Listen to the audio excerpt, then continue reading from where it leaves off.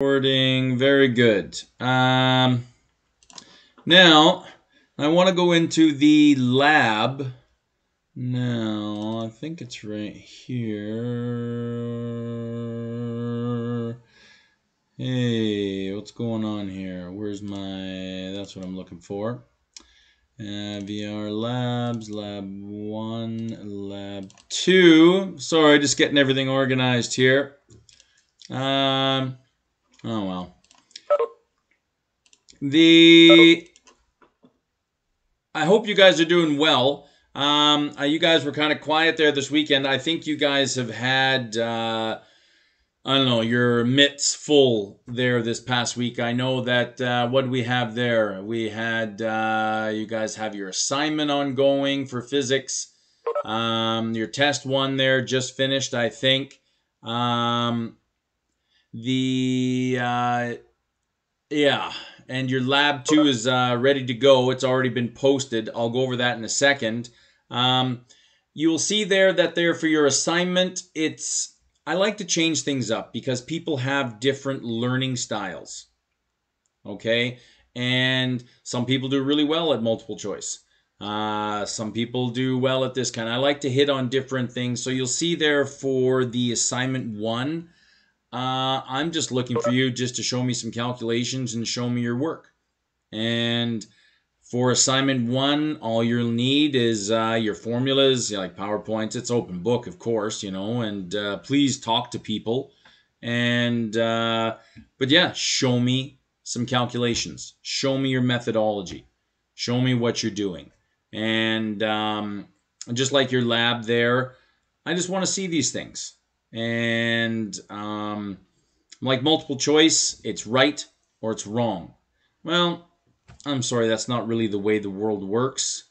You know, this is supposed to represent the real world, but it is still school and you guys are learning. So I don't like giving zeros, and I rarely give zeros if I have an opportunity to not give a zero. And so the right answer is worth a percentage of the mark. But if you show me that you understand what's kind of happening here, you know, there are part marks available. So I'm really proud of you guys. You guys are doing well. If you guys, I'll leave the mic open for a minute or two or whatever. And if you guys have a question, I'll write them down. And I may not have the answer now, but I will have the answer. So, open forum. Does anyone have a question? No? That's all right. I'm sure the questions will come. And today's lecture is not bad. We are now, we're moving on into test 2. And test 2 there will be week 7. Okay, and I'm currently writing it now. Will I give you a week to do it? I don't know. We'll see. But I'm gonna try and keep things different and moving, so you guys are a little bit interested instead of just becoming professional bubble fillers. And so I'm gonna try and extract some different attributes from you. And so everything should be going well. There hasn't really been any major problems, knock on wood, and I think you guys are doing great. So let's go to, where's Blackboard now? And sorry, I guess you guys can't see anything, so I'm going to share. Okay, now you guys should be able to see physics and labs. And here's lab 2. All right. So what I've done is I've given you guys a PDF copy and a Word copy and whatever one you guys choose, and you guys will upload to this same portal. So this is what we got.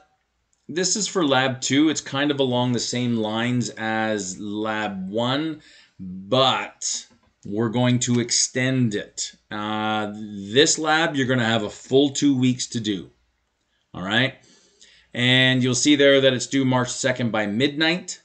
All right. And this lab is based on momentum. And these are what we're going to cover there today. Simple formula. Like today's lecture is not bad. I think that there's a couple new formulas there, but we have moved on. So weeks 1, 2, 3, I'm really not going to test you on it. There might be a couple things there that will carry through, but they'll be relevant and applicable. But generally, we're done with what we covered there for test 1. Now we're on test 2. Now we're on to momentum and impulse. And basically, it's just the whole idea of transferring energy from one thing to another. A car hits a parked car. Well, the parked car had a velocity of 0, but now it's moving some way, some fashion, because there was this transference of energy, and we'll talk about all that there today. But what I've done is, again, I've highlighted in yellow. These are just simple little questions. This is, like, honestly, everything I do, or everything I try and do, is to prepare you guys for that test. All right? So these are questions there that you could very well see. You probably will see. I'll just change the numbers. And instead of using Volkswagen, I'll use a Ford. All right. So there's 3 questions there, 2 marks each. Here we've got another little formula there that we'll talk about. Again, none of these formulas are really bad. You've got 3 questions there, 2 marks. Show me your work. Okay. There's another one there. Now we're getting into, this is going to be interesting. What we normally do in the lab is it's kind of fun, is I tell students there a week or so there before the lab, you guys will have 2 weeks to do this. What we're going to do is y'all going to be dropping eggs. Now, instead of getting you guys to having videos and posting them and this and that, I don't think Blackboard can even handle the gigage, if I have 50 students upload a video and all this kind of stuff. So that isn't important. What you guys are going to do is you guys are going to build a vehicle for your egg and take a picture of it. Now, what you're going to be doing is you're going to be dropping eggs from distances, okay? And you don't want the egg to break. So in this lab, you will use what you know from the interaction between impulse and momentum to design a vehicle for an egg. Okay, chicken eggs are pretty common. You want to use a duck egg, turtle egg. Please don't use any endangered species. And what you're going to do, you're going to build a vehicle for this egg that is able to withstand a drop from a predetermined height and escape undamaged. And I have to apologize there. My wife started working again there today, so I've got the Rugrats downstairs, and so they may come on up and pop their heads up, and but they're harmless. They're downstairs, I think, watching Wild Kratts. I don't know if you guys know that show. It's a good one. So this is all written in terms there for the lab. You'll build the entire vehicle before attempting the lab. Of course you will. All right. But I did put a note up in here. Note the last day to upload this lab will be in 2 weeks on March the 2nd. And here you'll meet with your lab group before lab time. And you guys are more than welcome to hook up with partners. I don't know how one person is going to have to build this.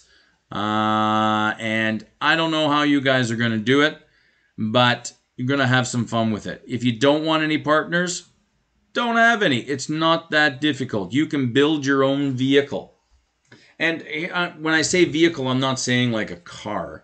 I'm saying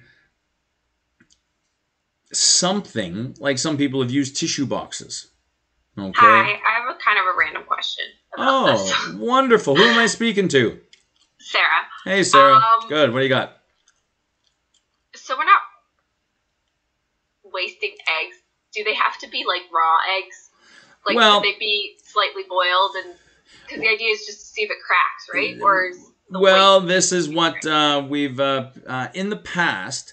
You know, a group would bring in, I don't know, however many eggs that they wanted to try, and Yeah. I guess at least 5.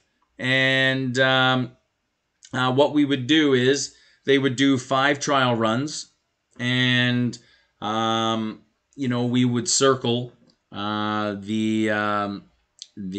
check mark there beside the ones that didn't break and the ones there that did break, and we'd put an X. And that's how we've been doing this lab there for a long time. But this is what we're talking about here. Yeah. So can they basically, do they have to be raw? Well, raw, like boiled eggs. Wasting eggs is an issue. Well, it's this is what it is. So we're looking for raw eggs because Right. Okay. but I guess the yeah, instead of wasting an egg, I guess we could do it hard boiled, and then just the shell would crack, and then you could actually eat the egg. I'm okay with that. Hey, Okay. I like it. Okay. Okay. I mean, I don't know if there's going to be a difference. I mean, I could try it with both and see which one works, but It's all good. And you know what? For this lab here, I'm not even looking for actual video of your attempt.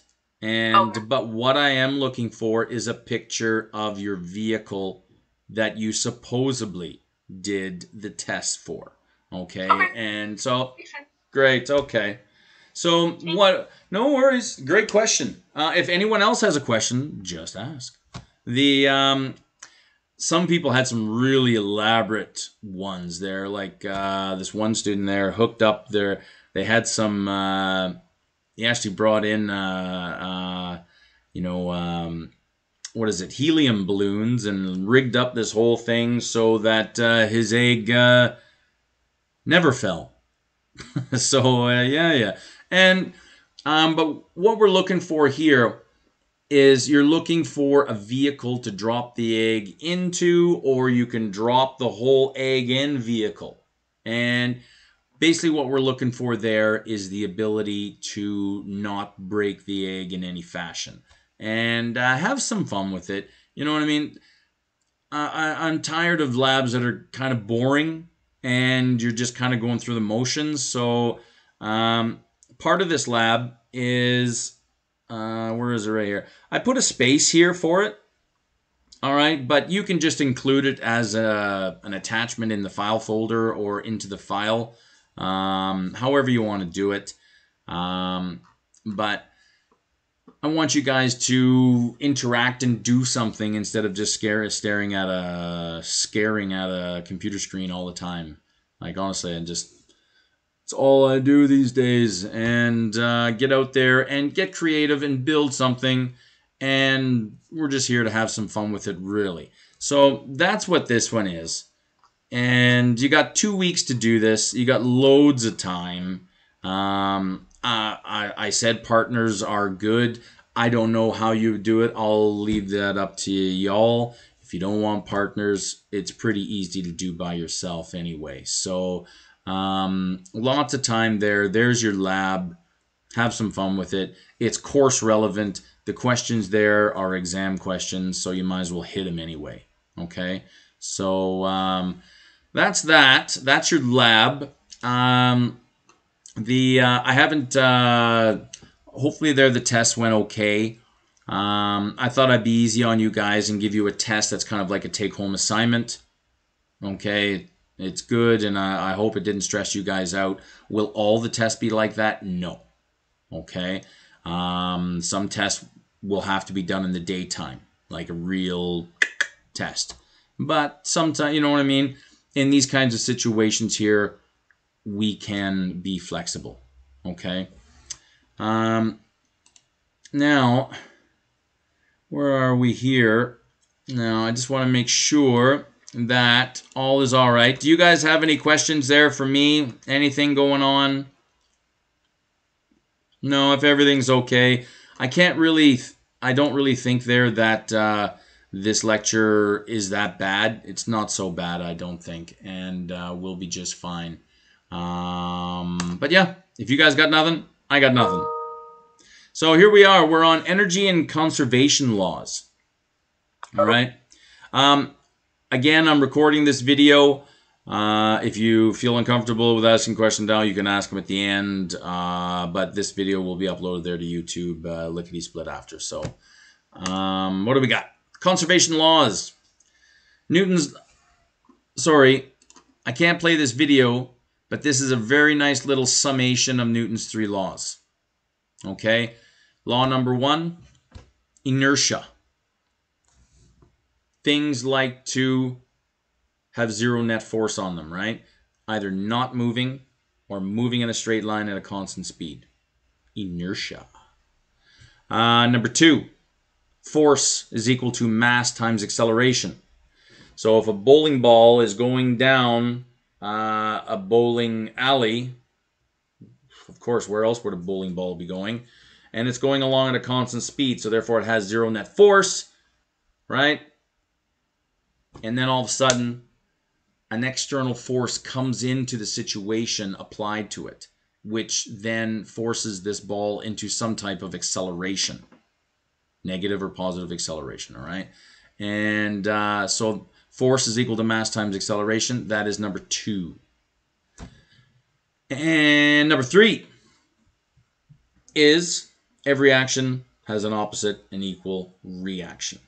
So there's Newton's 3 laws in a very quick nutshell. Have a look at the video there when you get a chance. Conservation laws. Okay, Newton's laws of motion govern the instantaneous behavior of a system. I really like that word system because it's kind of a contained beast. And we deal with this in chemistry right now, last week and this week, the whole idea of a system. Conservation laws involve a different approach. Now you're going to have like a before and after. All right? You got the parked car. You got the car coming at 30 kilometers an hour. There's your before and then after. All right, so there's kind of 2 things here that we're going to be looking at. The total amount of any physical quantity present in a system must remain constant, regardless of any interaction the system undergoes. So, before, it's always got to equal after. Okay?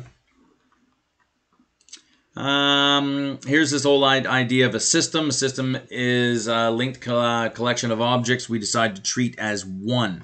And you see, it's kind of a cool picture here. You've got the big plane, okay, fueling, smaller plane, okay.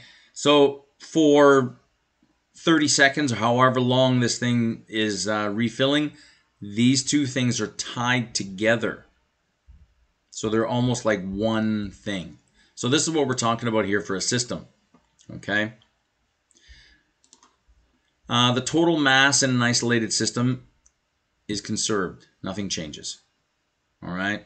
Before and after. So if after the plane is full of petrol, of gasoline, this arm will retract into the bigger plane there. Mass, everything is unchanged.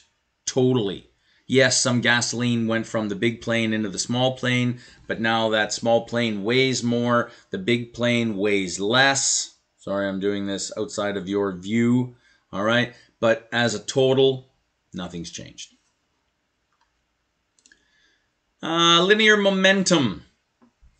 And you don't have to put linear, okay? That's just the technical word, just momentum, all right? And we designate that as P. Linear momentum, aka just momentum, is defined as the product of an object's mass and its velocity. Now you remember force is equal to mass times acceleration. Well, momentum is equal to mass times velocity. And again, this is another triangle formula. Okay? With P on top, M in the corner, and V in the other corner. All right? All the formulas are posted again. That's your meat and potatoes right there. So momentum is measured in kilograms per kilograms, meters, seconds to the -1, and is a measure of an object's state of motion. Of the following objects, all momentum is... Yeah, this is an interesting... I put this in here just to show you that all of these, of the 3 examples below, they all have the same momentum. 1 kg meter per second. And you see here I have a 0.005 kg bullet. So what is that? 550, that's 5 gram bullet traveling at 200 meters per second. And you'll see there I've done the math for you. 1 kg meter per second. Here I've got a tennis ball. All right. And tennis ball weighs about 60 grams and is traveling at 16.7 meters per second. It also has that. And here I've got a 1 kg bowling ball traveling at 1 meter per second. It also has the same. So just telling you what momentum is really not enough. You got to see how this one works, because you'll see there, tennis ball, not a problem. Bowling ball, well, if it's traveling in the opposite direction, that's fine, you know, it might hurt my toe or, you know, but then the bullet here, very dangerous. And all of these have the same momentum, okay? Have a look here. Practical example, we all know if it would be easier to stop a canoe than a battleship. Right? If a canoe's coming at you and then you've got this massive battleship coming at you. If they were both coming at the same velocity. But why here? Let's look at this. Have a look at the battleship. Have a look at the canoe. You're only really going to be able to stop one of these, and that's the canoe. And you'll see there, have a look. Your momentum for the canoe, all right, if a canoe hits you, yeah, there might be a little bit of a wave because you're in another canoe, right? All right. You could actually stop the canoe with your hands because the mass is pretty small. Like a canoe weighs what? 30, 40 pounds? You know, a real light one, maybe even 60 pounds, somewhere in there. So if the mass is very small, generally the momentum will be pretty small. Okay? If the mass is incredibly large, well, that's going to affect your momentum. Okay? Your momentum is going to be huge.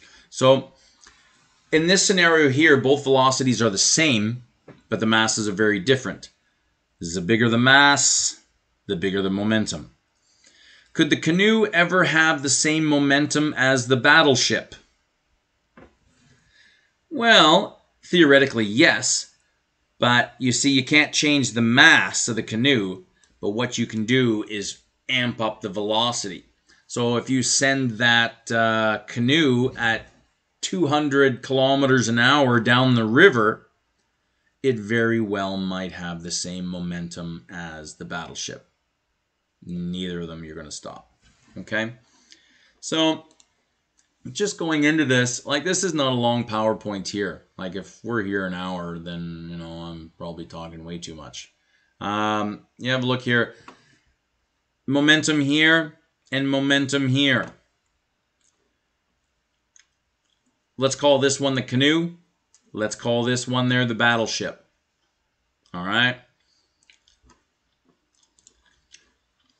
Exam question.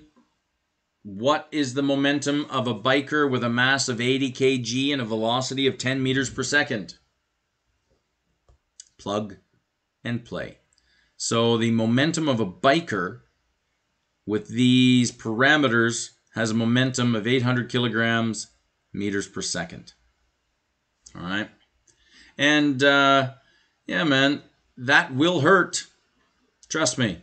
I've been hit by a bike. It was a hit and run, actually. Yes.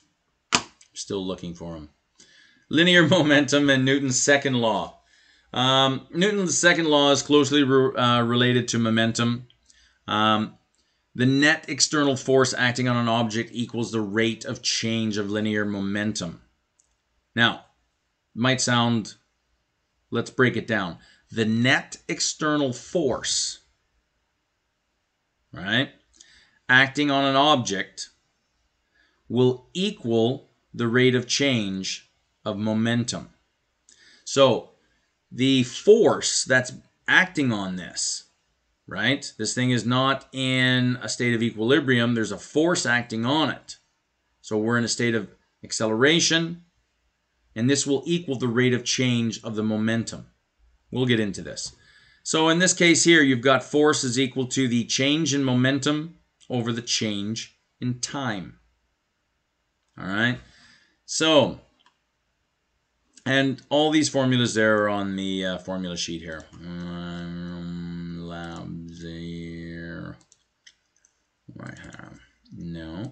Right here. And we're 5. And yeah. I'm losing my mind. I really am. So, where are we here? There we go. Here's all your formulas and all that. All right. So they're all in here. We'll go through all these there at the end. You'll see there that this formula here is the same as this one. I'll show you all this stuff here, and I'll show you all this stuff here. And there are a couple, you will need the scientific calculator for sure. Oh, I hear somebody coming up. Hello? Hi, where are you going? All right, are you okay? All right, bye-bye. Yeah, cuties. So let's have a look here. Momentum. P is equal to mass times velocity and Newton's second law and impulse. Now, I want you guys to have a look at this. How is this related to force is equal to mass times acceleration? Well, you guys remember this formula right here, momentum is equal to mv. Well, if we take this formula here that we just showed you here, okay, and we substitute m and v, because m and v equal p. Well, here we've got p here, so we'll take this out and we'll put mv. And all this kind of stuff, what we have here now is force, change in time is equal to mass times change in velocity. Now, what does this mean? This formula written in this way, okay, this is what we call the impulse. All right? And so it holds only if the object's mass remains constant. So we're not going to reinvent the wheel here. The only objective of me with you guys in this course is that you guys are able to recognize, all right, you guys are looking at a question. You pull out what I'm looking for, pull out what I'm asking, what I've given you. You relate that, critically think, find your formula, plug and play. This is all we're looking for, all right? So when you look at these kinds of things, when the mass remains constant, like I'll tell you these kinds of things, generally speaking, but like a rocket, we couldn't use this formula to find anything to do with a rocket because the rocket is losing fuel as it goes up, and eventually the rocket boosters come off, right, and actually return back to the space pad there with Tesla, all right? Generally, the example there we'll use is like a car. But again, a car is losing gasoline as it goes, so its mass is kind of changing. But generally, we'll use these examples here, all right? You have a look. Here's your formula there for impulse. And you'll see these are the same formula. And delta V, whenever you see a triangle in physics or in chemistry. Sorry, it's Sarah again. Hi, Sarah. Talk to me. Okay, so in the case of the rocket or even the car, would you be using the other formula then? No, like just the momentum. We are. What's the word? There's honestly, you could do a PhD on this slide itself, right? And just the intricacies of. We are just kind of throwing a rock on the water and we're just skimming it. And for you guys here, I got a whole bunch of examples here that I'll show you guys there.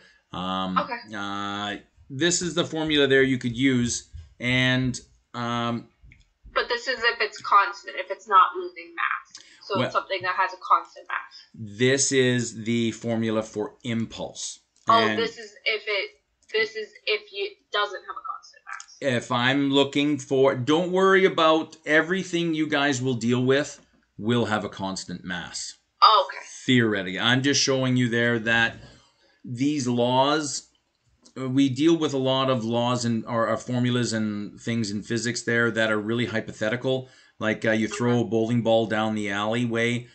There is friction, but we consider it a frictionless environment. And yeah, don't worry about this. All I'm looking there is this is the formula there for impulse. And, impulse, got it. And that's the key word, because what are you going to be looking for in a question? Impulse. Impulse, got it. That's it. And this is the formula. These are the two formulas there that you would use. And you see here, it's basically the same formula. The change in velocity is your velocity final minus your velocity initial. Okay. Sure. No, it's all good. Thank you. The same change in momentum can result from a small force acting for a long time or a large force acting for a short time. That's going to become interesting. Think throwing a tennis ball as opposed to whacking it with a racket. What's happening here? If I throw a tennis ball, yeah, man, I could chuck that thing and it's going, that would hurt. If I hit my wife in the side of the head, yeah, I'd be in trouble. But could you imagine whacking a tennis ball there with a racket? It's only touching the racket for a millisecond, and that tennis ball, flies off the racket. Same with a baseball. You could throw a baseball, and you could get some good distance, and that thing will hurt. But if you hit a baseball with a bat, now that thing can go hundreds and hundreds of feet. All right? We'll come back into that there. When you throw a tennis ball, a small force acts on it for a relatively long time. So, okay, you've got a tennis ball in your hand, and I still got it in my hand. I still have it in my hand, and I released it. So you've had it in your hand there for, I don't know, a second and a half. Okay. When the ball is served with a racket, huge force for a short period of time, which is opposite of throwing it, where you've got it for a long time and it's a small force. All right, you see how? And so to clear this up, you have it for a long period of time with a small force. Okay, you're going to get a number, but you're also going to get the exact same number for holding it for a very short time with a strong force. And these two examples here, and you use the analogy throwing a tennis ball and then whacking it with a racket. Very different scenarios, but you'll have the same number. Let's have a look. Again, not much to this question. It's just a matter of, you look at this question here, and what's it? 3 lines long, and geez, man, that's font 18. Wow, that's a lot. All right? There's a lot of things in there. What and on and leaves the. Get rid of all these words. Read it once. Pull things out. You've got all your information here. Find what you're looking for. Find the formula, and away you go. So what's the average force on a tennis ball as it is served? The ball's mass is 0.06 kg, and it leaves the racket with a speed of 40 meters per second. High-speed photography indicates that the contact time is about 5 milliseconds. So, what am I looking for? What's the average force? Okay, so this is where I go to my formula sheet. Okay, force. Okay, I got a couple formulas for force. All right. What did Ian give me here? I got mass. Okay. I got this velocity. But wait a second here. I may need an initial velocity. All right. And we go back to this formula. You have a look here. You may need this one here. So let's have a look. And we've got time of contact. 5 milliseconds. So that's 5/1000th of a second. Okay. 0.005 seconds. All right. So you find a formula that has mass, has time, change in velocity, and you'll see here that this is my impulse formula. You can flip these guys around. I got force times delta t. We're looking for force. How do I get rid of that delta t? I divide this side by delta t. I divide this side by delta t. It'll cancel on the left, and it shows up over here. So here is my formula there for force, using mass, change in velocity, and change in time. Plug and play. That's all these go. Okay, so the force there of this tennis ball there is 480 newtons. That's what you're looking for. And you see, I didn't go back to the question. Read the question once, pull out what you're looking for.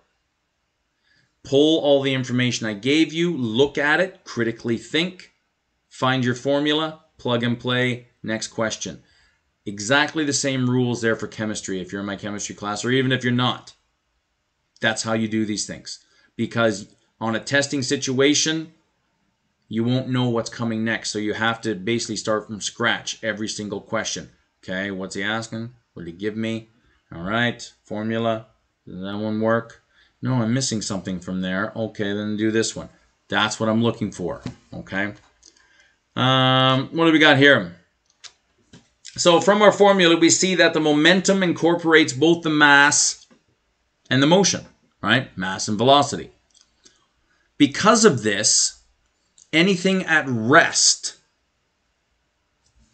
has zero momentum. Sure, okay, makes sense. If it doesn't have any velocity, well, velocity is going to be zero. 0 times its mass is 0. So your momentum is going to be 0.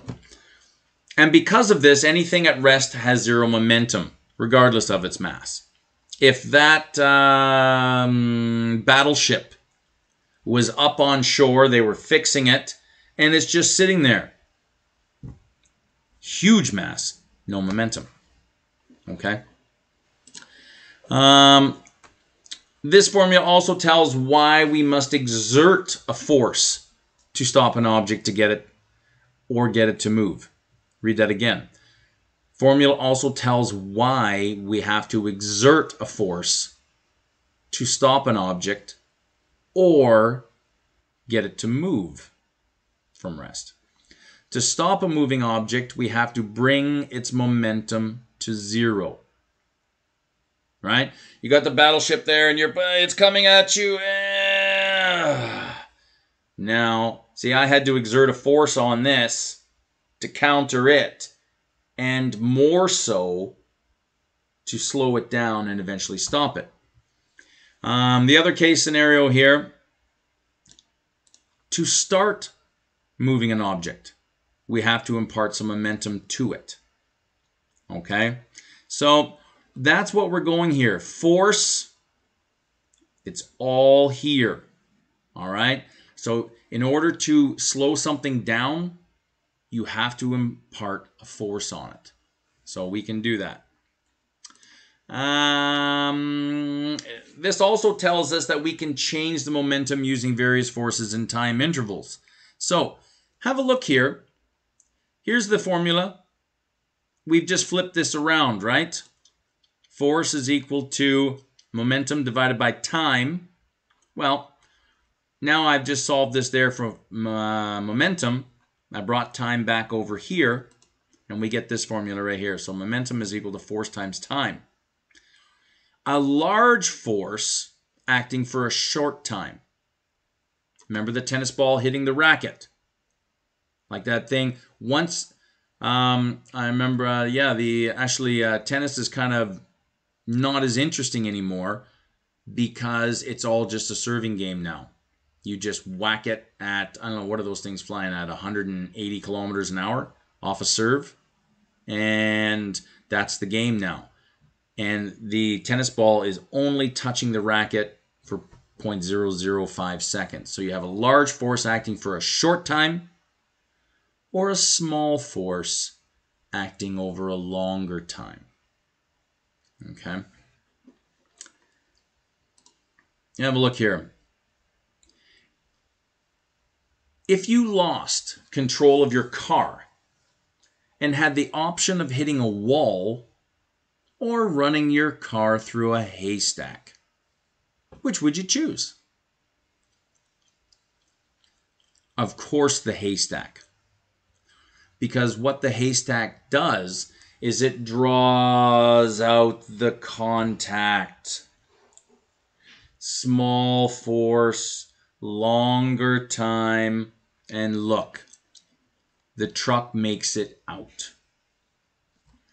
Have a look at the truck hitting the wall. It's short and strong. All right, and you'll see there the impact. In each case, the change in momentum there is 0. So decreasing the momentum over a long period of time can and will save your life. Like the whole idea there of wearing a seatbelt. Like, I don't know, I think health regulators, they tried, at least in the States, I think they tried to bring in mandatory seatbelts there for, it took them over 20 years to make them mandatory because they save lives, right? And you want to increase the contact time. If you increase the contact time, the force will be lower. Let's have a look here. So decreasing the momentum over a long period of time. Just to let you guys know, if you guys ever see 3 dots like this in science, it means therefore. I'm sure you guys all know that. I'm just talking in the wind. So whenever you want to decrease a force, you have to extend the contact time. That's why we have padded airbags, right? You're increasing the contact, decreasing the force. All right. This, I really like this one. Actually, let's play it.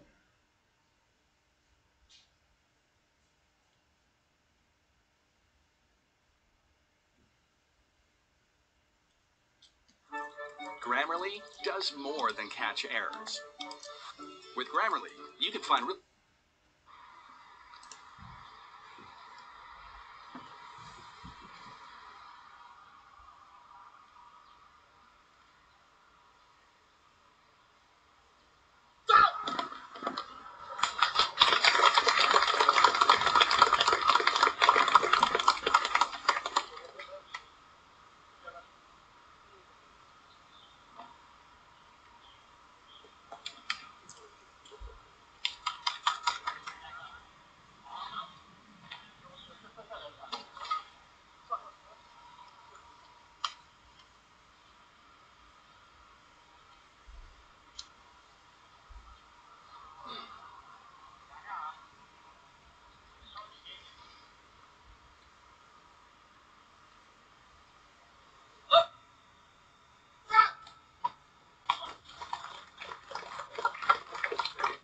Now, getting into that one there, you'll see there that the contact time between the Shaolin monk there and the brick, very short.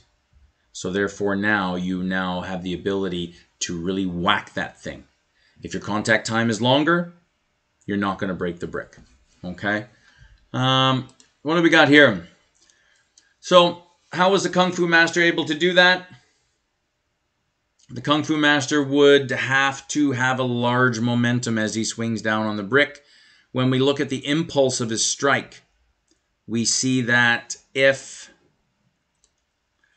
his hand remains in contact with the brick for a very short period of time, then the force of the impulse would be great in order to maintain the original momentum. So you see here, there's your formula there for impulse. Okay, if your velocity is very fast there, your force will be very fast. Large force will break the brick. So this is where we're at. You can see there's really not much going on. We're almost done this PowerPoint here. So, and the up until reading week there, I think we're doing all right. And I'm excited there to get this first half done. I think you guys have done very well. But you have a look here. The law of conservation of momentum. The total linear momentum of an isolated system is always constant, doesn't change. For this law, an isolated system means that there are no outside forces causing changes in the linear momentum of the object inside the system. The momentum of an object can change only because of an interaction with other objects. Now remember, your force comes in, whacks it. Force is equal to mass times acceleration. That's why momentum has, I'd say, a relationship there with Newton's second law. Okay. Here we have conservation of linear momentum. This law helps us to deal with collisions. Now, this is where we want to be. All right. Here are some questions there that you'll see. And a collision is you basically have two separate bodies. One comes into contact with each other and something happens. All right. Generally here we have a transference of energy. There is a relationship there. And for that split second, they're just like the airplane refueling the fighter jet. They're one being. But we'll get into this here. So you have the white cue ball traveling down the pool table before. And the 8 ball is just sitting there. White ball hits the 8 ball. There's a transference of energy. And the 8 ball goes right in the corner. All right. So, conservation of linear momentum. Here is another formula. And I really should put a red square on this one as well. I think I've included it there in did I? Yes, I did. Okay, it's right here. So here's your momentum before equals your momentum after. All right, after. And you'll see this formula. You've seen it there in chemistry. I think I need to change that. That should be M1V1 is equal to M2V2. I'll change that there and I'll update there on the formula sheet. But it's not molarity and volume. It's mass and velocity. So you remember there that everything has got to add up before and after. There's got to be the same. So if that theory holds true, then this formula here, the mass and the velocity of the initial scenario has got to equal the mass and the velocity of the second scenario. Before and after. Has to. So to study a collision, you add the momentum of the object before the collision, add the momentum after the collision. Two sums have to be equal. That's basically all we're doing.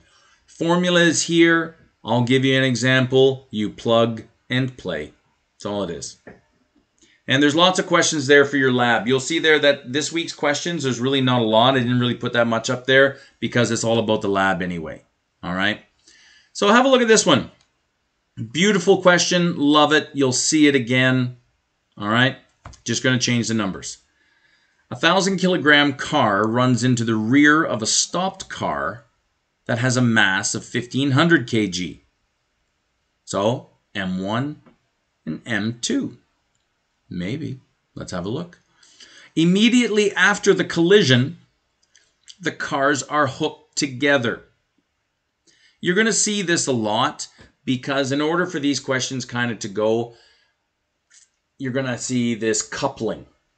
All right. And so the two cars, you know, they get their bumpers caught.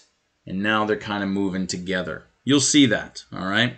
So it's just one of the case scenarios there that you'll see. So immediately after the collision, the cars are hooked together and they have a speed of 4 meters per second. What was the speed of car 1 just before the collision?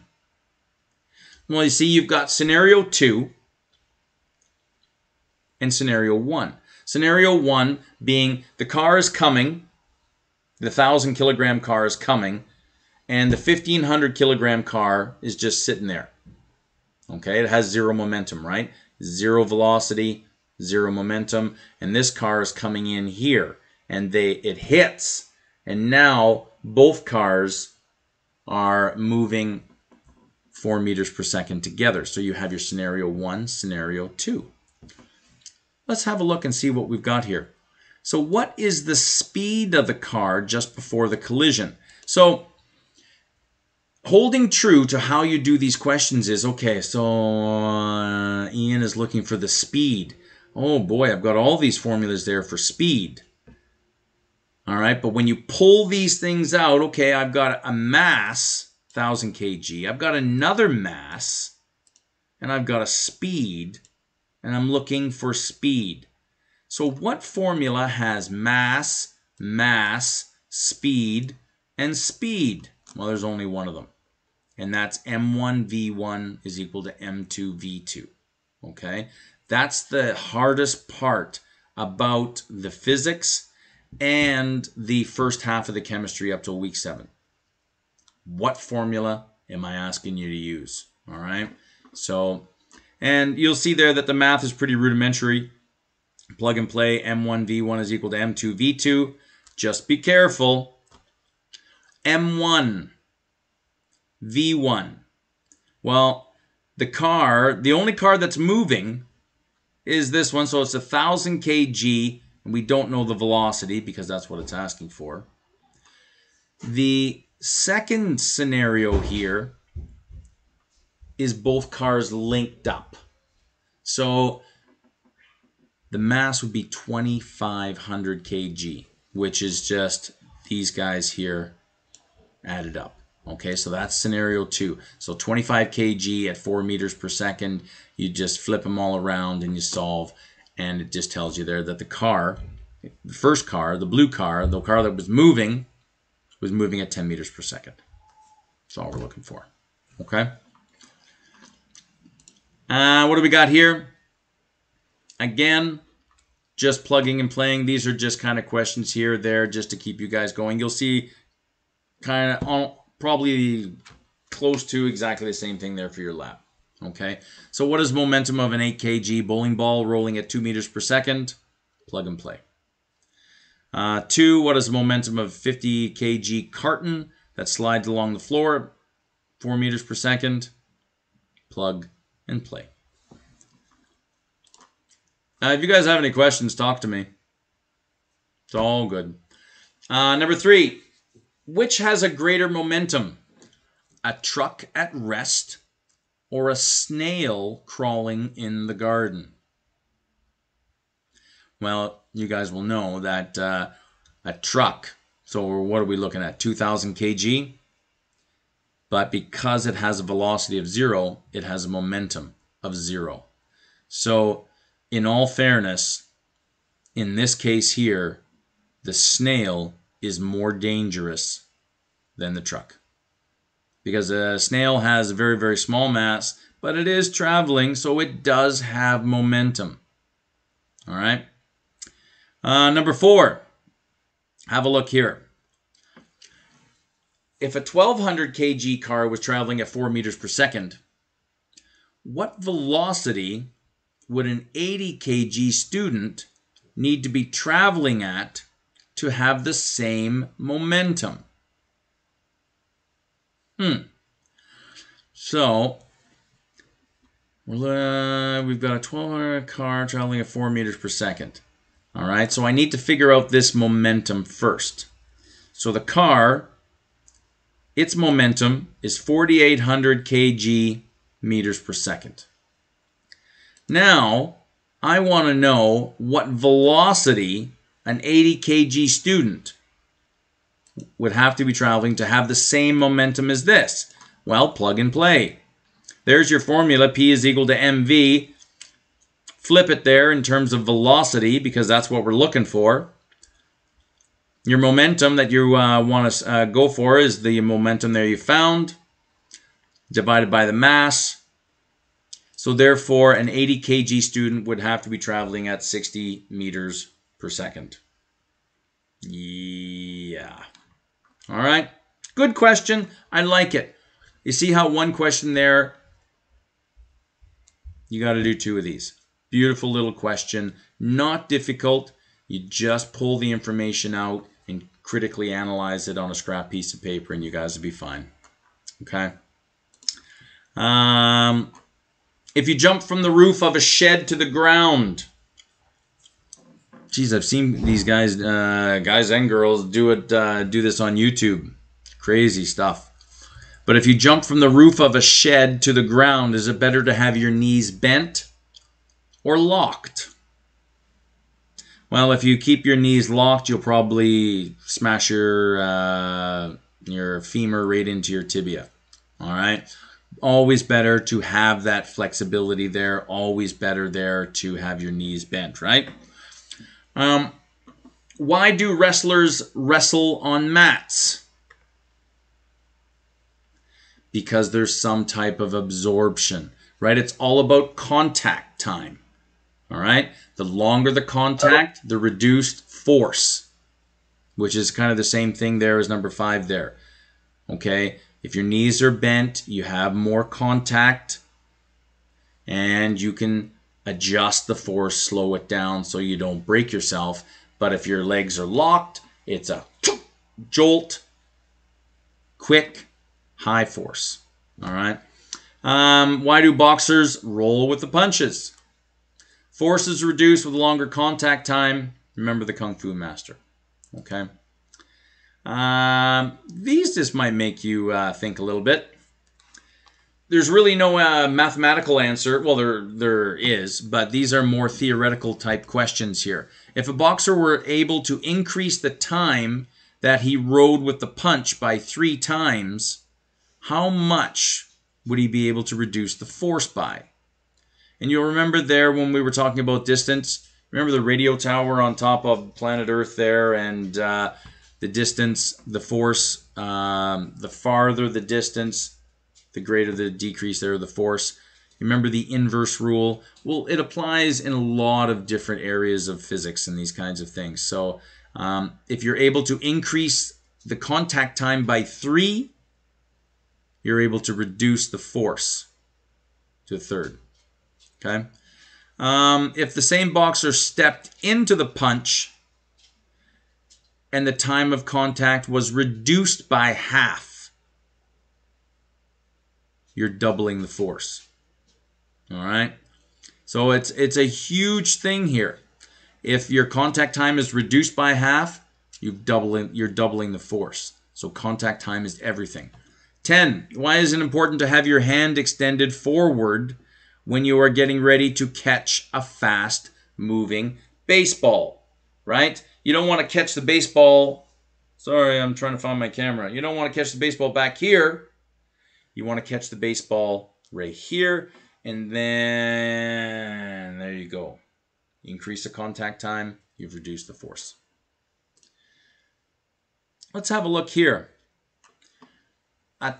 And this one here, I really like it. I think you'll see a question on the lab like it. So just put a little asterisk somewhere in here, a little mental note. And I've used all the funky colors to try and keep things organized. So green, blue, and red. Let's have a look. So we have a 2 kg piece of putty, silly putty, moving at 3 meters per second, whams into another 2 kg piece of silly putty at rest. So this is exactly the same kind of thing as what we were talking about there with the cars. Okay? So A piece of silly putty is flying along at 3 meters per second, hits another piece of silly putty that is at rest, and they become one body, right? They become stuck. So now calculate the velocity of the two stuck pieces together after they collide. So there's your momentum before, momentum after. Well, and I've broken this down, so hopefully there you guys can see it. So I've got P before and P before. I have two of these guys. All right, but you're going to see one of them is going to go to 0. And I didn't explain it to you there with the two cars, the car hitting the other car, and then I think what they were traveling 4 meters per second. I didn't really go into the mathematics there. I wanted to show it to you here of why the first, the non-moving vehicle, and in this case here, the non-moving silly putty, I don't think I've ever said that before, goes to 0. It's not involved in the equation. And you'll see here. So the moving piece of silly putty has got 2 kg at 3 meters per second. Well, plug and play. 2 kg, 3 meters per second. The second piece of silly putty, which is at rest, is again 2 kg, but it's got a velocity of zip. So there's your 2 kg and velocity is zip. So now this ray here is going to be 6 kg, all right, kilogram meters per second. This one here, any number times 0 is always going to be 0. So this whole thing here just goes to zip. It's gone. So now I have 6 is equal to this guy here. Now, calculate the velocity here. What's going on here with my mass? You'll see there that this is after 2 kg, 2 kg. They come together, they become 4 kg. So you can see how, looking at all this, I've only given you 3 bits of information. 2 kg, 3 meters per second. 2 kg, 0. Okay? I've given you, there's more information in here than meets the eye. Okay? So this is a good little question. Promise you'll see it again. Promise. All right? So keep your eyes open for this one. All right? It's exactly the same as the car one there from above. So, and you'll figure out there that your velocity, okay, we don't know this one right here, your velocity, you figure it all out, and it goes to 1.5 meters per second. Okay? So, have a look at this. This is a great question. There's not a lot in this PowerPoint, all right? But don't let this one, honestly, right now, great time to do those questions in the lab, like right now, okay? Because you got it in here and you can practice them, all right? And this is Professor Dave on YouTube. I love him. He's awesome. And Impulse and Momentum, I think it's like a 6-minute video. Watch this video right now, and everything there that I've done, it'll absolutely fall into place, and this week will be cake. All right, so this is not a bad PowerPoint, or sorry, not a long PowerPoint. Whether you think it's bad or not, that is up to you. But that's what I've got. The questions and answers are posted. The formulas are posted. That's all I've got for you guys. And now you guys ask some questions if you guys have them. Other than that, I got nothing. Enjoy the rest of your day and week, and keep the questions coming. Like, honestly, I'm ecstatic. I don't, maybe it's just the environment we're in with this virtual reality, but I enjoy the questions. I check my computer. I usually take Friday night, Saturday, and I'll Sunday by lunchtime I'm back up and running again. But during the week, I check my emails all the time, and your questions are phenomenal, phenomenal. And please ask, because I know there with my chemistry, it's kind of ambiguous. There was an issue there with the chemistry and all this, and just ask. Okay, that's all I got for you guys there today. So if you guys don't have any questions, you guys are free.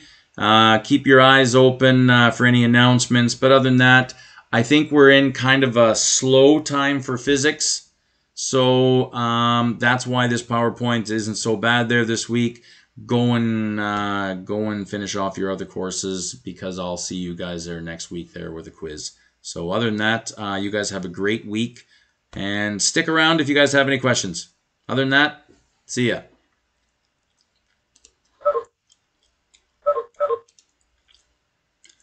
And where did that go? Oh, I'm sharing up here.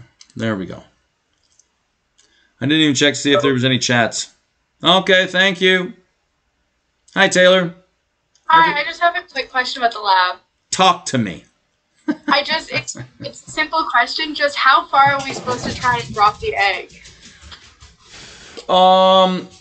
Yeah, we were just holding it there from chest high. No, I don't know, somewhere in here, and just have some fun with it. You know, there's no way I can tell if you guys even did it. You know what I mean? But want you guys to have some fun with it. Show me a good picture of your vehicle, and yeah, have some fun with it, and let me know how it goes. All right, thank you so much. It's all good, Taylor. You have a great day. You too. Bye-bye.